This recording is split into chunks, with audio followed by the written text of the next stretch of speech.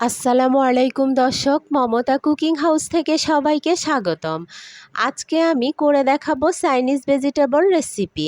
এই রেসিপিটা তৈরি করা একদম সহজ, যে কেউ তৈরি করতে পারবেন।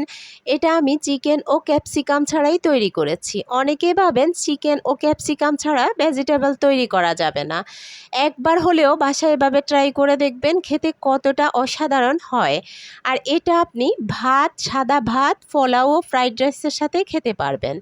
আমি এখানে লম্বা করে কিছুটা পেঁপে, মূলা, বরবটি ও গাজর কেটে নিলাম। এরপর দুটো পেঁয়াজকে এভাবে আমি খুলে নিলাম, দেখুন। এরপর এখানে আদা ও রসুন কুচি করে নিলাম আর কিছুটা কাঁচামরিচ নিয়ে নিলাম। আমি চুলায় একটা প্যান বসিয়ে দিলাম, দিয়ে দিলাম আদা কুচি, এরপর দিয়ে দিচ্ছি রসুন কুচিটা।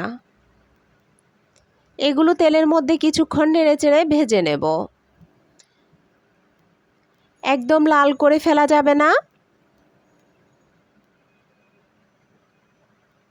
কিছুক্ষণ তেলের মধ্যে ভেজে নিলে এরপর দিয়ে দিচ্ছি আমি পেঁপেটা।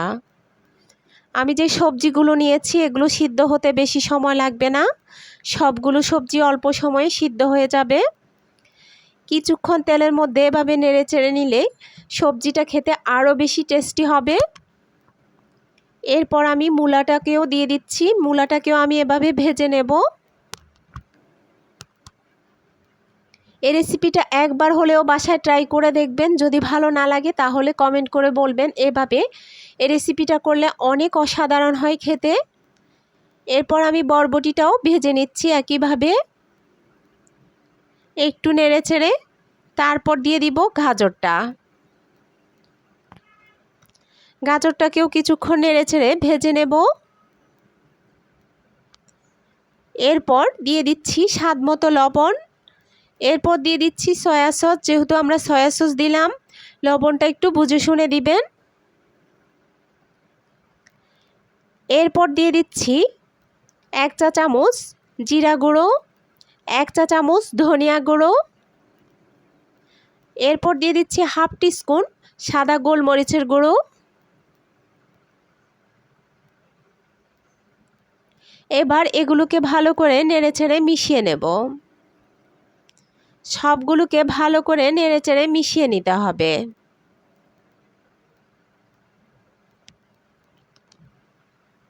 এরপর নেড়েচেড়ে মিশানো হয়ে গেলে আমি একটা ঢাকনা দিয়ে ঢেকে দিলাম। কিছুক্ষণ কষানোর পর আমি এর সাথে অল্প পরিমাণে পানি দিয়ে দিব। যেহেতু আমার সবজিগুলো একটু পাতলা করে কাটা আর এই সবজিগুলো সিদ্ধ হতে বেশি সময় লাগে না, সেজন্য আমি পানিটা অল্প পরিমাণে দিলাম। নেড়েচেড়ে আবার আমি এটাকে ঢাকনা দিয়ে কিছুক্ষণের জন্য ঢেকে দেব। কিছুক্ষণ রান্না করা হয়ে গেলে আবার এটাকে আমি নেড়েচেড়ে এখানে দিয়ে দিচ্ছি কাঁচামরিচ ও পেঁয়াজটা।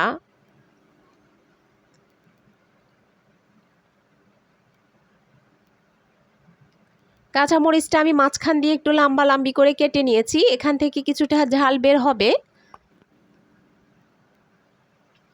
এরপর আবারও আমি ঢাকনাটা দিয়ে ঢেকে রাখলাম।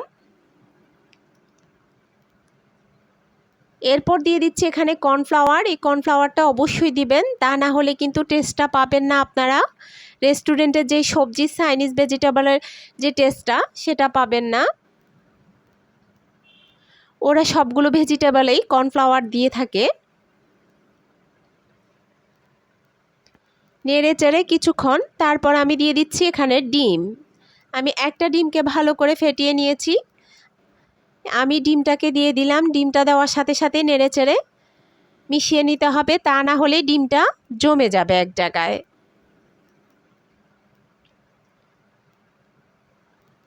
কিছুক্ষণ রান্না করার পরে দেখুন আমার সবজিটা প্রায় হয়ে আসছে। এই পর্যায়ে আমি দিয়ে দিচ্ছি এখানে আজিনোমোটো।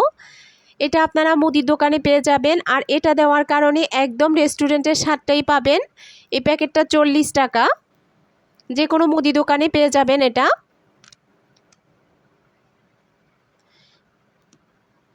দেখুন আমার সবজিটা হয়ে আসছে। আশা করছি সবার কাছে রেসিপিটা ভালো লাগবে। রেসিপিটা ভালো লাগলে অবশ্যই আমার চ্যানেলটা সাবস্ক্রাইব করে আমার পাশেই থাকবেন। আর ভিডিওটা বেশি বেশি শেয়ার করবেন, লাইক করতে ভুলবেন না। সবাই ভালো থাকবেন, সুস্থ থাকবেন। আল্লাহ হাফেজ।